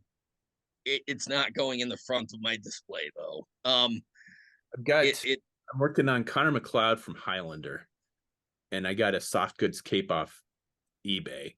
It's not accurate. The buttons are really weird, so I'm going to cut the buttons off. But I mean, that's the buttons are only huge. It's all right. It's not that distracting. Yeah, the buttons are coming off, but I mean that's as good as I could get it. And the coat's a little small for the figure, but better to be a little small than this huge billowy trench coat that looks more like a wizard robe. Yeah, that's good, because I remember there's one Han Solo figure that came with the Endor trench coat that they've done a couple of times, but it's not out of scale, but it doesn't look like a coat. Not a coat that you'd wear. So yeah, it's pretty. But yeah, no, total respect for doing soft good stuff, because here we're gonna cut those buttons off right now. Now, did that guard, did it have a cape before and you replaced it, or did it not have the cape at all? Because I can't remember. Full guard. It had that red covering its whole body. I just took that off, and that's just on the in my bin. But I just made a new cape totally. Oh, that's cool. Just was it like one take, or you had to do it a couple of times to make it work? Just once. Wow. All right, I'm impressed. My mom taught me how to sew and stuff, so I'm pretty great at sewing. Yeah, I'd be careful about letting people know that you could do that, because people will be like, oh, I want one of those. Oh, I want one of those. I want one of those. And people never leave you alone again. Brian can't post a custom without somebody making a comment of, oh, is it for sale? Oh, can you make me one? He's tired of answering no and no. Luckily, I post customs and nobody ever asks to buy them, so I never have to turn them down. Stopped answering. So if anybody is wondering why I'm not answering your comment on Facebook anymore, it's because my stuff's not for sale. I'm sorry. I don't make my stuff for sale. If I didn't want to make it for myself, I wouldn't be making it. I'm not making it for other people. I have done a couple of commissions over the years, but I don't have the same creative drive for that, because it's like this is something I feel like I've already done. I had somebody like trying to sell their services on my page. I'm like, oh no, buddy. Bye-bye. Wait, like posting on your thread with his own? Oh, hell no. That's just shameless. Yeah. When I started doing my Predator box set, they're like, can you make me a set? And I said, nope. And somebody else said, I will make you a set. Here's my stuff. And I'm like, nope. My page is not for you to advertise your stuff on. Exactly. It is. Yeah. So no, he got banned. If you're wondering why you can't see my stuff anymore, that's why. It's because you were an asshole. Do you know what Resident Evil is? The video game? Yes. That's what I'm currently working on is Leon from that. And that's what I have so far. Wait, let me try to grab this lid. Yeah, definitely. I recognize that. What are you going to use for the head? My friend, he's sculpting it, and then he's gonna 3D print it for me and send it to me so I can paint it. Nice. Yeah, that is definitely one of the things that I wish I could do, is do the digital sculpting and then 3D print it. Yeah, I wish I had a 3D printer too, but at least he does. Yeah, help me. I got to buy all my stuff from people that know how to do that. And yeah, if I could do the digital sculpting, I would buy a 3D printer and make my own stuff, because there's other stuff that I would love to make, but the heads don't exist. All right, JD sent me a bunch of stuff. Before I forget, I want to unbox it on the show. So we got Clone Commander Ballista from Bad Batch. Yeah, Oddly he enough, was renamed in the show Captain Hauser. I'm not sure why the toy has a different name, but same character. oddly enough, I don't have any of these figures. And instead of putting them in my collection on the wall, I'm going to open them. I sent them kind of hoping that you were going to open them. I kind of figured that's why I'm opening. Because they've been sitting. Because for a while I was just never going to get around to opening them. And since with the Star Wars stuff, I've leaned more into the Black Series. I didn't want them to go to waste. Well, Star yeah, Wars well, because got a pretty loose collection going too. So the Ballista is definitely one of the super articulated Phase 2 clones, which is nice. The Paldron looks unique. I don't think I've seen that Paldron before. So that's kind of cool. And then it's got the like stock blaster, which is not unusual. But one of the things that I had avoided previously buying figures from the cartoons is they are too cartoonish, but this is not. This is definitely one of the super articulated clone bucks with the unique paint job, which is what I like. I like my stuff as realistic as possible. And they did, the paint apps are really nice. They've even detailed like in the back, which is not something that usually gets paint. No, yeah, usually they avoid painting everything on the back. They don't absolutely have to paint. So like weathering effects, yeah, they never put those on the back. Definitely like this particular buck though. I mean, I love the super articulated clone troopers. The Phase 2 guy. Because I bought the Umbra Ops clone trooper. Was one of the only ARC troopers at the time that they had made in both the Black Series and the Vintage Collection. And Captain Rex. Yes, they need to make that in the Black Series. But I bought the Umbra Ops Vintage Collection figure, and it felt really fiddly to me. And one of the arms they have a lot of articulation, but it's not all useful articulation. And I kind of got irritated by it and went on eBay and I found the Black Series Umbra Ops figure. And I'm like, okay, I like this better. So, I mean, I didn't switch completely. I still have a bunch of the Vintage Collection stuff, but I also don't army build, but for somebody who I know has a big trooper display, and I've only got a few, I figured Brian can use them in his trooper display. I'm never going to have this goods, which is awesome. They've given him the kill marks on his forearms, on his shins, and on his helmet. The paint apps on the helmet are fantastic. Yeah, this is a fantastic figure. And then he comes with the two regular smaller blasters.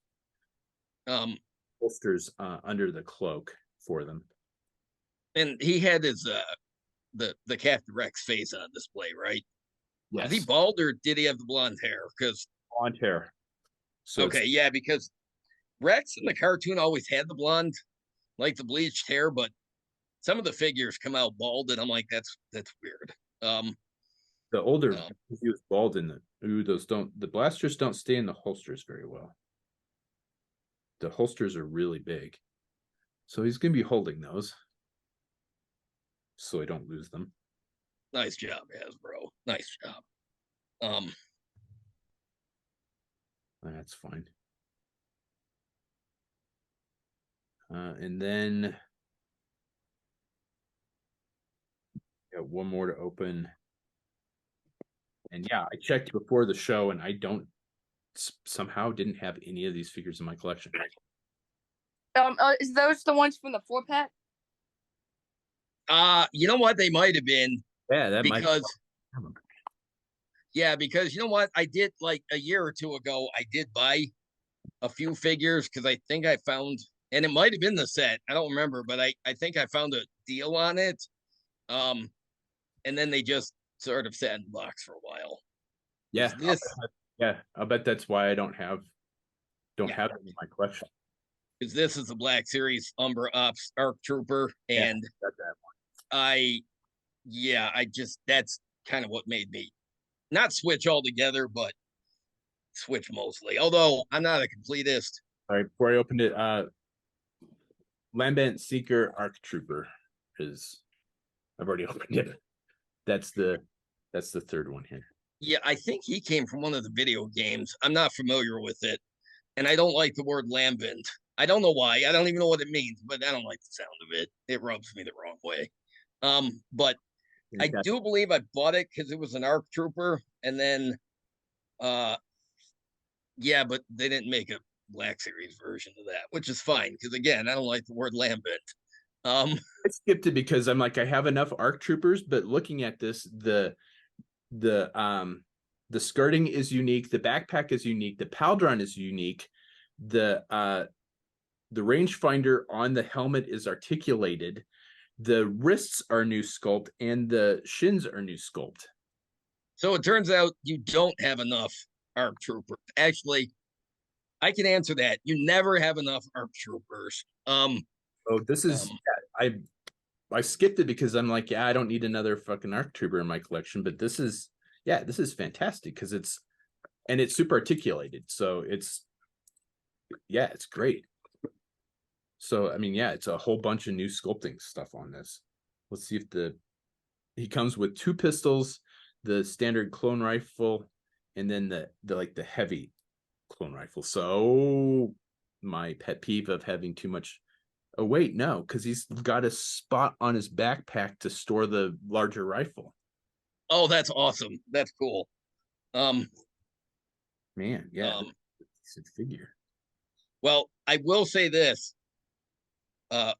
Over the Black Series Umbra Ops ARC Trooper, he does not have the clone head underneath, but the Vintage Collection version did. So I will have to give it to that one.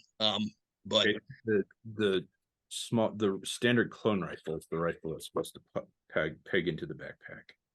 Yeah. Wait, he doesn't have a head underneath it? The 6-inch one? Yeah, he doesn't. No. Well, he's got the sculpted head underneath, but it's not painted. Okay, I was about to say. I thought it did. Yeah, I was Yeah. thinking about taking it off and painting it. I've done Yeah, that, because few of them. I feel like what Hasbro needs to do now, because so many of the early Black Series clone troopers didn't have the heads, the Django heads underneath, is they need to sell a box with a bunch of Django clone heads so that we can supplement our collections with them. Because the rifle is a new sculpt. It's not the like standard one that's been coming out for years. Even that's a new sculpt. Wow, that's kind of. And the rifle is too, because there's a piece coming off so it can peg into the backpack. So yeah, like pretty much everything. That's pretty cool. Yeah, there's a lot. Which one is that again? The Lambent Seeker ARC Trooper. You know, that's really cool. Hey, it's from Battlefront 2. Yeah, it's from Battlefront 2. Yeah, send it back. I like it. Send it back. Yeah, too late. Come and get it. Fine. You can find it. Damn it. The other thing JD sent me is the Marvel Legends 4-inch Stealth Iron Man. I do have one, but it's on the card, so I'm going to open this one. And I unfortunately do not have any toys to open right now. Because I haven't really gotten much lately. So, stupid adulting. I hate it. Secret Wars figures. You had the Bad Batch coming in. Well, yeah, but I mean, other than that, I mean, I've got those guys on the way, but like, I haven't bought anything that I can unbox. I something to unbox on the show. Because when I get Hunter and Crosshair, yeah, they're loose, but pretty reminiscent of the Secret Wars figures. It does have articulation at the gauntlets, but it's kind of tight. I'm gonna have to heat it up, or it'll rip the peg off in the arm. But yeah, Wait, like the wrist art, like it actually articulates on. Oh, the oh, gauntlet, so it's a 7 POA figure instead of 5. it is, which is kind of cool. Interesting. I kind of That like isn't. it. I had one of the a buddy of mine gave me his Secret Wars Iron Man when we were kids. So that was like my first Iron Man action figure. So it's kind of reminiscent of that. And they did a real nice job on the paint job. So it's two-tone blue, which is what it was in the comic books. It wasn't black. So yeah, no, I definitely like that. And I didn't have a loose one. So that will go in my collection. And as far as like new stuff, I think we both got the Cobra Eel recently, the classified Cobra Eel. Yeah. Yeah, I got. Which is a mixed bag as far as, like figure review. We always do. I always hit 3 things on a figure review: the box, the playability, and the customizability. And the box is still the windowless packaging, which is annoying as hell. The figure itself is pretty spot on to the original vintage Cobra Eel. I don't like the backpack because it's just a remodified torpedo backpack, whereas I think they could have just as easily done an upscaled version 1 backpack, and I've already seen somebody 3D printing them. Yeah, Mark 2D2 on Etsy. I think he's he's doing the vintage style eel backpacks. I've seen numerous pictures with him with it, and it is, well, I don't need all my figures to have the vintage style accessories. When I saw that, I'm like, all right, it is cool. I don't need to order one, but it is an improvement. I have to admit that. I probably will, because eel is definitely, Cobra Army Builders are definitely one of my favorite things, obviously. So I probably will look that up and will get backpacks, because I was able to get 2. JD got one for me because the pre-orders went up while I was teaching, and I couldn't get a way to pre-order it, and then it was sold out, and then somehow I managed to get a pre-order in. Well, I'm glad you were able to get a second one, because that would have kind of sucked if you only had one. Because I only need one of each, but yeah, I get where accessories are. I mean, look at that. That is ridiculous. I mean, all right, well, erectile dysfunction happens to all the best accessories. Luckily, so apparently there's a version going around where the necks are super long. Neither Does one. yours have the messed up goggles, the fogged? No, they got. Some people have been getting them with a fogged and messed up. Oh, that's weird. No, I hadn't seen that, but no, both of those look okay. And then I got scrap iron recently too, which is super cool.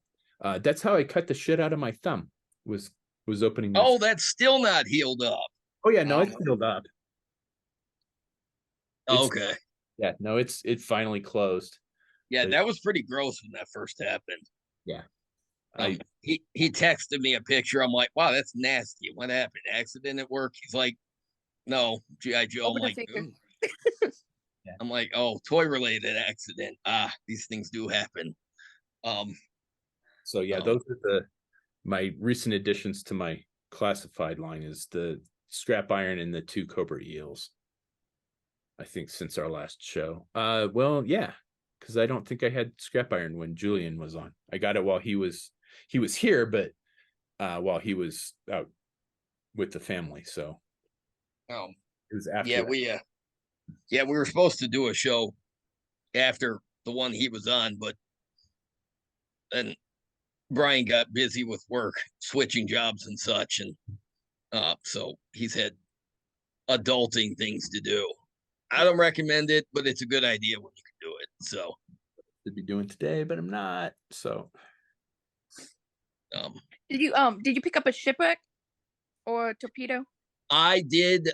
I got shipwreck because I didn't order him, but the Walmart I went to that was kind of out of the way had 5 shipwrecks and nothing else. So I took sympathy and I bought shipwreck. I did and buy. I opened Shipwreck, and I'm like, oh crap, this figure is actually really good. Damn it, fine. So I had no regrets. It was really good. My first GI Joe and my favorite GI Joe, so I did have to get the Torpedo.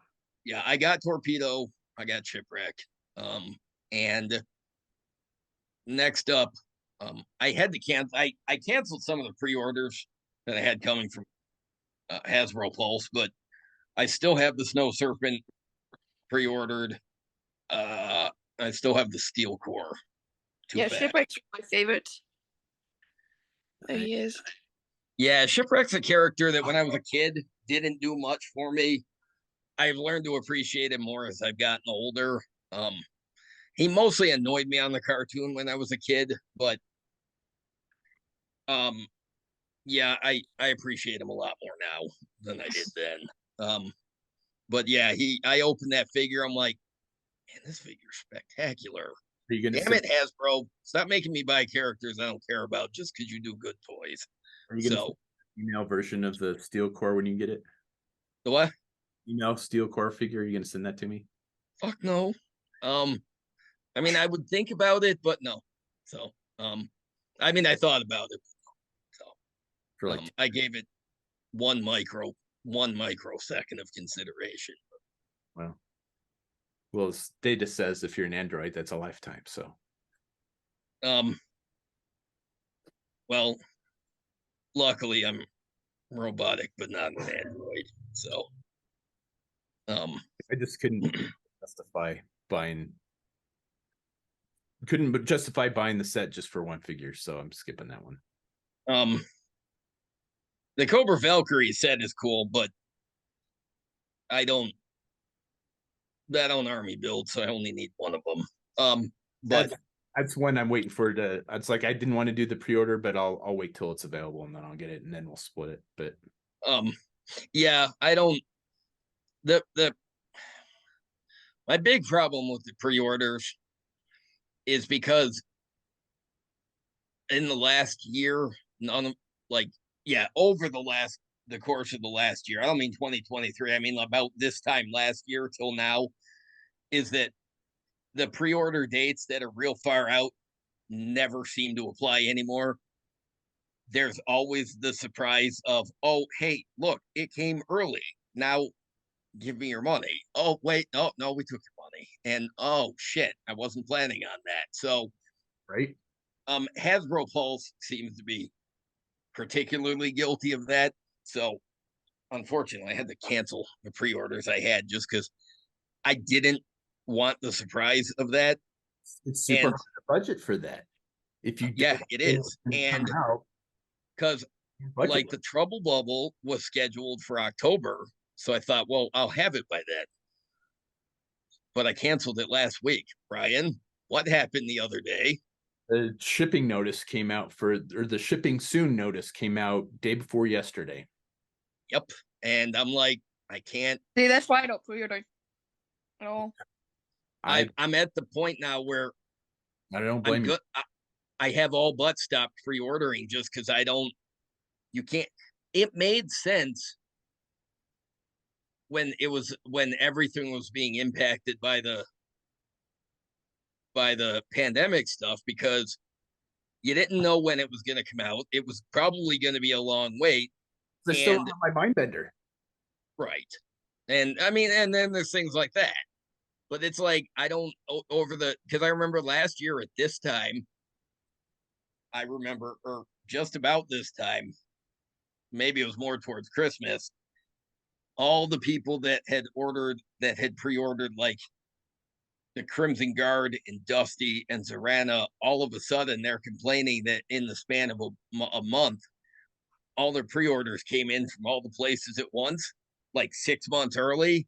And I'm like, ooh. I mean, even now, I got Torpedo and Rock and Roll a month earlier than they were scheduled for, but I just feel like, yeah, you can't budget for this stuff now because those far off pre-order dates, they're not sticking anymore. So yeah, it made sense back when you thought there could be a shortage of supply on these things, but there is no shortage, and you can get most of this stuff afterwards. So yeah, I kept a couple of pre-orders, but I canceled most of them. I can't roll that dice anymore. I did keep the Walmart pre-order for uh Ghost Qui-Gon because there's not a chance I'm ever gonna see that at the store ever. So I at least had to have that. Got my But pre-orders, but I'm totally rolling the dice on it because that's right now most of my toy budget is going towards the box sets that I'm doing. And it's just like, yeah, I've been spending a lot on parts for these things, getting commissions, couple commissioned heads and doing and I've done all the graphic art myself for these boxes, but these boxes are expensive. So it's like I can only do one at a time. So the Ghostbusters one's ready to go. I'm still waiting on parts for that. So I don't think I don't know where this they're in I got them in I don't it's yeah, I'll show those up real quick because who knows if anybody's ever going to see them again because I'm still waiting on parts, the backpacks for them. Yeah, they cast it or 3D printed part. He ordered them a while ago. It seems like there's a lot of excuses from the people that aren't sending the stuff, but I don't know. I didn't order it, so just a guess. But yeah, my Trouble Bubble, my Cobra Trouble. I love the thing and I wanted it, but yeah, I didn't have 60 I only bucks. watch figures, so I'm splitting that set with Ruben. Well, for what? The Trouble Bubble? Let's get the Trouble Bubble. I'm getting the Televiper. Oh, that's cool. So yeah, there's Egon. And all of the figures have I put magnets in the back, so when I eventually do get the proton packs, I'll put a magnet in the proton pack, and then it will magnetize. Ooh, that's awesome. And then Ray, and then he's got an interchangeable head. So he's got the goggles. And then Venkman.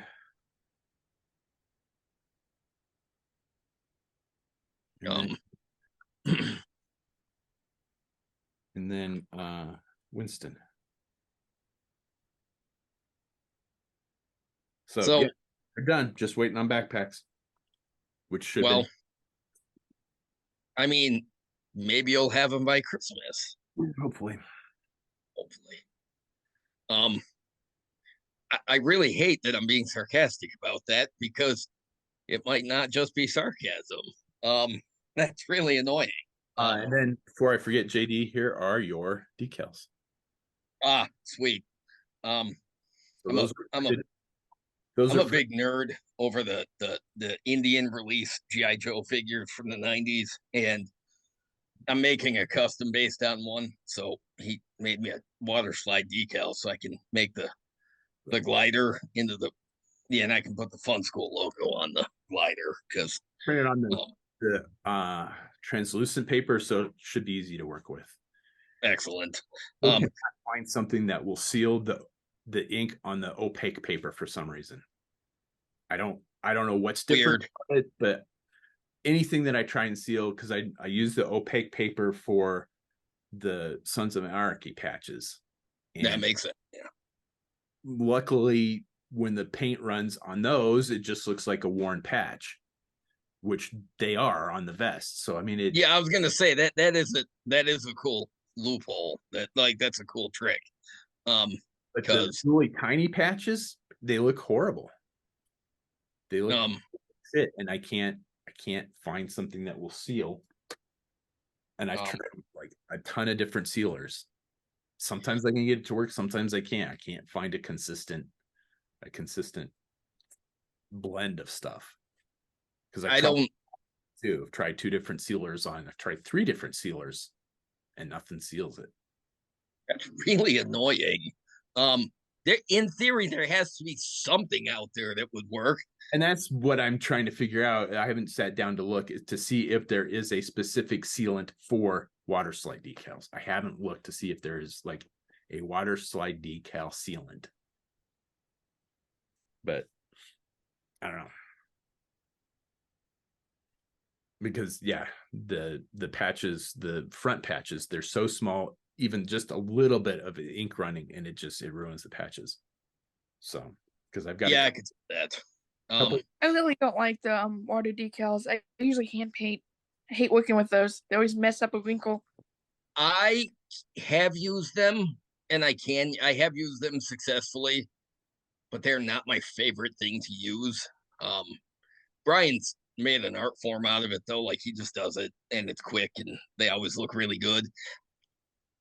I can use them, but sometimes I prefer to do a hand paint. Like if I'm painting a country flag on to a figure's arm or whatever to look like a patch, unless it's a super detailed, super complicated one, at that scale I can fudge it a little bit and make it look detailed. a little Like if easier. I was doing like a state flag or something, I think I would have to use a. You're doing 6 inch stuff. I'm doing 4, so it's really hard to get lettering on a vest in 4-inch scale. Oh, I do 4 yeah. inch too, and the little kits, like the army ones. I don't know if you build them or anything, but I build the little army kits and stuff, like the metal figures and stuff. Okay. Maybe I usually hand paint. I hate working with the water decals they come with. Oh yeah. See, I make my own. I don't trust anybody else's stuff, so I make my own stuff. Yeah, because you started out using like the stuff from Bad Mother and whatever. And that worked for you until you got a printer that you could print your own. He does like foil decals, and I don't know how to do that. I don't know how. Yeah, I don't normally use them. I've got a bunch that I ordered, but I haven't used. But it's I don't need them very often, but I'm not trying to paint the Fun School logo. So I thought, well, maybe Brian could print a set up. But the yeah, I don't. It's I don't always have the patience for. I kind of wish I did, but I'll tell you what, I can never remember what order those little things. So Brian's little tutorial about the water, I can't tell you how many times I've watched that, and I have to use it every time I go to put them on because I can't remember which bottle goes to. So I just put this video on. So change that up even. So most of the time I just use the stuff in the blue bottle.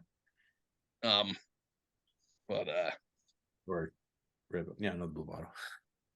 Yeah, because I've seen a lot of customs where like the clones, like people paint like the Republic Senate logo and stuff on their clones, and I'm just like, that's probably a water slide decal. That's really cool, but I don't I have not ventured into doing any clone customs yet because yet again this is a rabbit hole that I'm not sure I want to fall down. But you totally should. Clones are the best. You need to make them. I mean, you did well. I mean, and she just made Commander Cody from the Bad Batch. So instead of the yellow highlights, he had the gray highlight, and yeah, that looked really good. I'm like, well, Hasbro will make that in 2 years. I don't. Yeah, I saw a fully 3D printed retro style Sabine Wren from Ahsoka the other day. I saw a picture of it, fully paint. Yeah, somebody 3D printed it. He's like, why wait a year for the Hasbro version? And I'm like, ooh, that looks really good.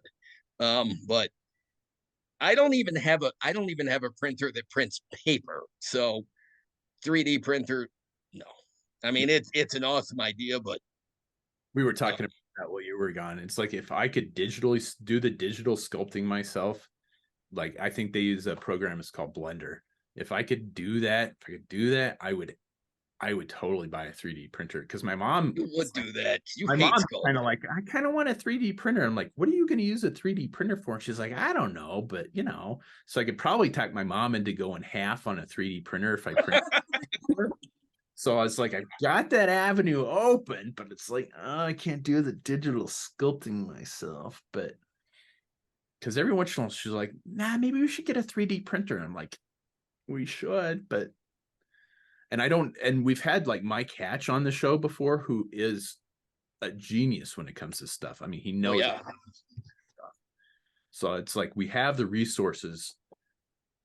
It's like I don't know what I would buy, but I would talk to Mike. I'd be like, hey man, it's time to get a printer. What should I get? And he would. I was going to say we certainly know the people who do know the things. And yes, you would do that just to avoid using the sculpting material. Yeah, if I could seriously, if I could 3D print my own stuff, like the custom I did yesterday. I did Eldon Tyrell from Blade Runner. So the older guy, I don't know where it is. It's in the other room. But it's just a Marauder figure, but instead of the tie, like a regular tie, he has a bow tie. So if I could 3D print the chest piece and just swap it out, I would totally do that. But I can't digitally sculpt. I haven't tried, but I'm pretty sure you have to have some sort of talent to do that. And I don't think I have that talent because I suck at But you could I always think you could. practice like better. Yeah, like I have faith in you. I think you could do it. Sorry.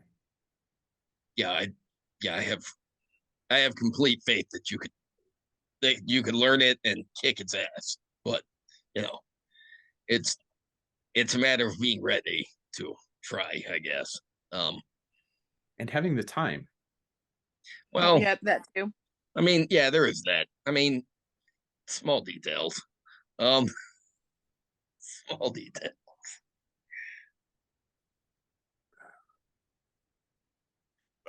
And on that note, I mean, I think we're at like 2 hours as far as time, so might have to call it an episode here. Well, that's I was about okay. to say I gotta go in now. So That's cool. All right, thank you for having me on. Yeah, thank you for agreeing to be on. So, it was also nice to meet you, Brian. Nice to meet you too. I will be going over to my mom's today, so I will probably there's not a lot of post-processing that needs to go on with this. So I'll just do the thumbnail. And then my mom has like fiber optic internet for some reason that she doesn't take advantage of. So it takes like 2 minutes to upload a 2-hour show. So it'll probably. I was going to say at home, it would take him all night. He'd go to bed and he'd have it upload, but at his mother's house, yeah, it'll be up for a couple of hours. So, but when I get my Hunter and Crosshair, I'll get a picture of the whole Bad Batch together. It'll be weird to see the whole team. That's weird. They've been Hunter and Crosshair's list for so long that my brain has started to think that maybe Echo, Omega, and Tech, maybe on the toy shelf. That's all that exists.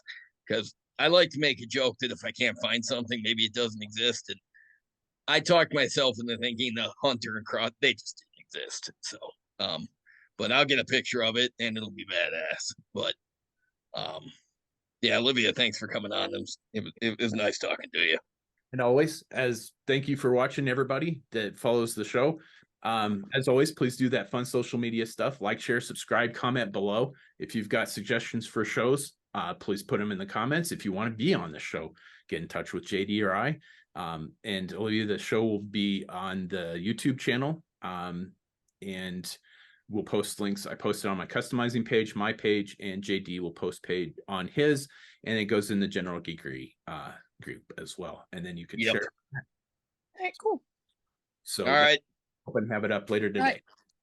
Thanks everybody. Thanks. Bye. Bye.